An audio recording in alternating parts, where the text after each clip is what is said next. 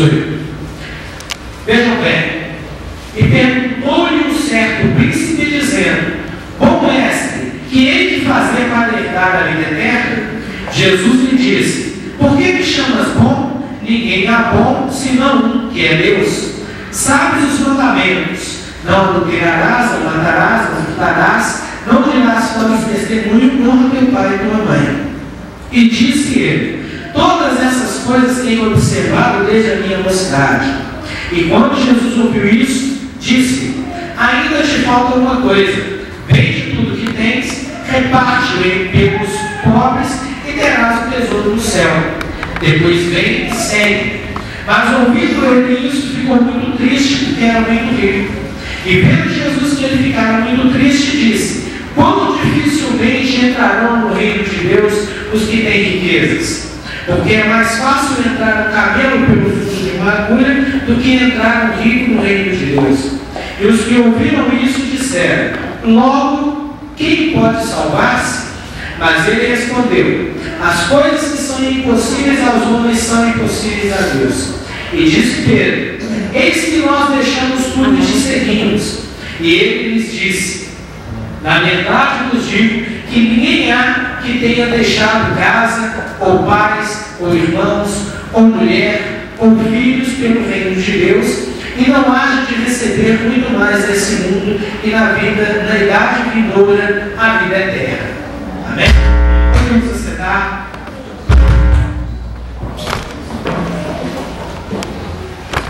Amados, a palavra essa noite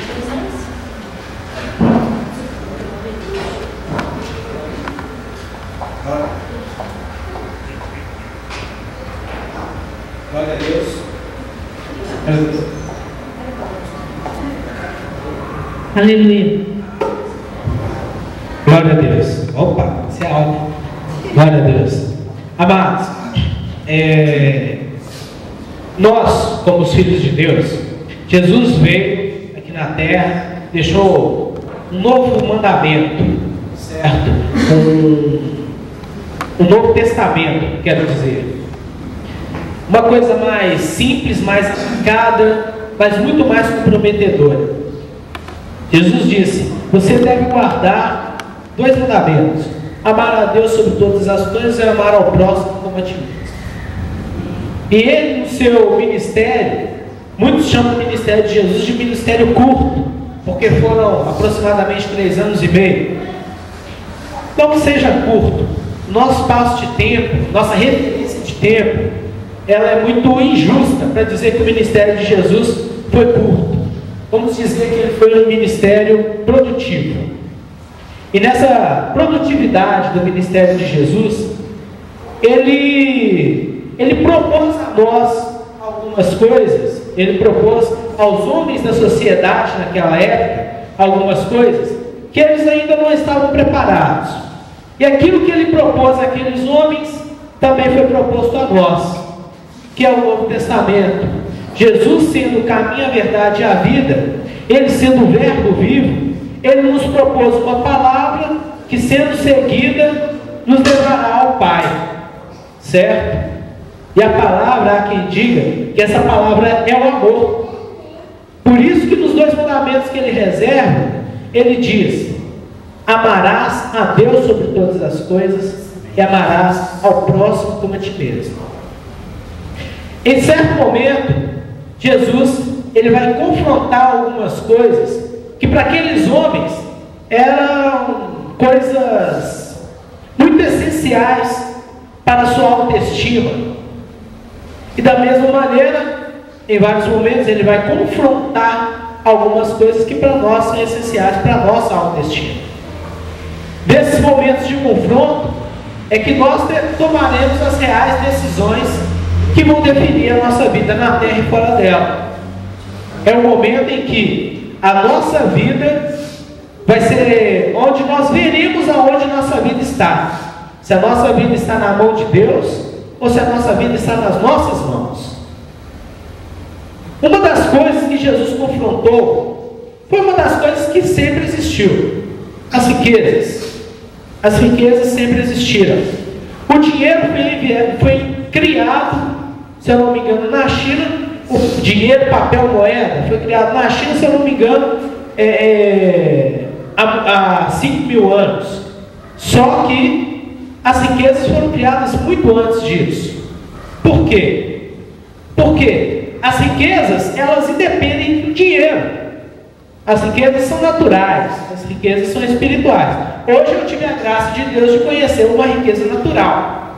Pela manhã, eu levantei e fui fazer uma caminhada no Parque Estadual da Serra do Rola Moça, que é a Serra do Curral, que está ali no fundo de Belo Horizonte, limite com Nova Lima, com Brumadinho, com Ibirité, e realmente é uma riqueza. Por que é uma riqueza? Só é rico, só é valioso aquilo que é raro. E ali existem belezas raras. Ali existem espécies da fauna e da flora que não existem, e minerais que não existem em qualquer lugar do mundo. Aquelas montanhas são todas feitas de minério de ferro. Minério de ferro é um minério supervalorizado no mercado hoje. É a grande riqueza de Minas Gerais hoje. A riqueza de Minas Gerais durante um tempo foi o ouro. Durante outro tempo foi o diamante. Hoje a grande riqueza de Minas Gerais é o minério de ferro. Então lá está uma grande riqueza da nossa sociedade, uma riqueza natural. Existem riquezas que são espirituais. Dons de línguas. É um dom de Deus, uma riqueza, é um valor. Mas isso não pode ser comprado, não pode ser vendido, não pode ser comercializado. Isso é um produto de intimidade do homem com Deus. A vida eterna com Deus é uma riqueza. Embora na Idade Média houvessem religiosos que quiseram comercializar os terrenos do céu, e até hoje existem religiosos que comercializam dessa maneira, mas isso não é comercializável, não é moeda de troca, não existe valor físico, valor terreno para algo que é espiritual. A vida eterna com Cristo é algo espiritual, é uma riqueza espiritual. E existem riquezas que são riquezas materiais, riquezas da nossa sociedade, certo? A casa onde você mora é um bem, ela é uma riqueza para você. Você vale a ela R$1 ou vale a ela R$1 milhão, R$1 milhão melhor, não importa, ela é uma riqueza para você. E naquela época, na época que Jesus estava aqui na terra, Jesus fez uso de riquezas para seguir com o seu ministério. Existem pessoas que tentam, e até entidades religiosas, que tentam empobrecer a figura de Jesus. Quanto mais pobre, mais dolorido e mais miserável Jesus é, parece que isso vai fortalecer a imagem das entidades religiosas. Tanto que muitas igrejas, vamos dizer, não pregam a figura do Cristo ressuscitado, mas do Cristo crucificado. E fazem todos os apelos em cima da dor de Jesus, da pena de Jesus, pobrezinho do Jesus que morreu na cruz. E isso vai tentando empobrecer a imagem de Jesus. Oh, tadinho, nasceu numa manjedoura, era tão pobrezinho, andava esfarrapado, cabelo grande, barba grande, nem dinheiro para ir no barbeiro ele tinha. Tadinho de Jesus, tenham dó de Jesus. Jesus não precisava de dó, não precisa de dó de ninguém. O ministério de Jesus, caso vocês não saibam, foi um ministério que demandou altíssimas quantias financeiras.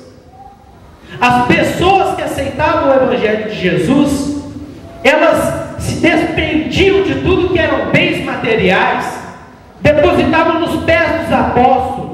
O que isso significa? Aquelas pessoas sustentavam o ministério apostólico, sustentavam o ministério de Jesus com as riquezas que elas tinham juntado durante toda a vida. Durante toda a vida. Há o exemplo de Ananias e Safira, em que eles venderam uma propriedade e deram apenas parte do valor dessa propriedade. Deus não está contando moeda. Deus não quer saber se você está dando o dízimo do seu salário bruto ou do seu salário líquido. Mas Ele está